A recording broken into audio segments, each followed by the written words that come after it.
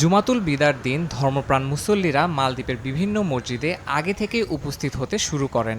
দেশটির জাতীয় মসজিদ আল সুলতান মুহাম্মদ তাকুরোফানু আল আউজামে জুমার আজানের আগেই কানায় কানায় পরিপূর্ণ হয়ে যায়। এদিন জুমার নামাজে স্থানীয়দের পাশাপাশি প্রবাসী বাংলাদেশিরাও অংশ নেন।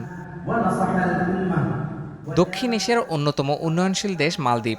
মুসলিম সংখ্যাগরিষ্ঠ এ দেশটির মোট জনসংখ্যা প্রায় ৬ লাখ, যার ১/৪ বাংলাদেশ সহ বিভিন্ন দেশের অভিবাসীরা। রহমত, মাগফিরাত ও নাজাতের মাস রমজানের শেষ জুমায় বিভিন্ন শ্রেণী পেশার মানুষ এক হয়ে আল্লাহর নৈকট্য কামনায় প্রার্থনা করেন।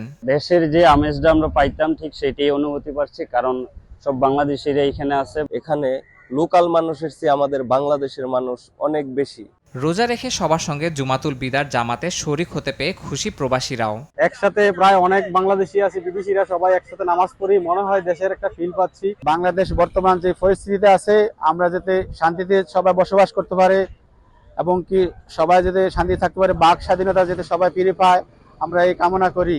রমজানের শেষ শুক্রবার আল্লাহর কাছে দুনিয়া ও আখিরাতের কল্যাণে কান্না জড়িত কণ্ঠে দোয়া করেন মুসল্লিরা। বিশেষ করে নিরীহ ফিলিস্তিনিদের রক্ষা ও বায়তুল মুকাদ্দেস উদ্ধারে আল্লাহ রাব্বুল আলামিনের সাহায্য কামনা করেন। পাশাপাশি বাংলাদেশের সার্বিক মঙ্গল কামনায় দোয়া করেন প্রবাসী বাংলাদেশিরা। সময় সংবাদ, মালদ্বীপ।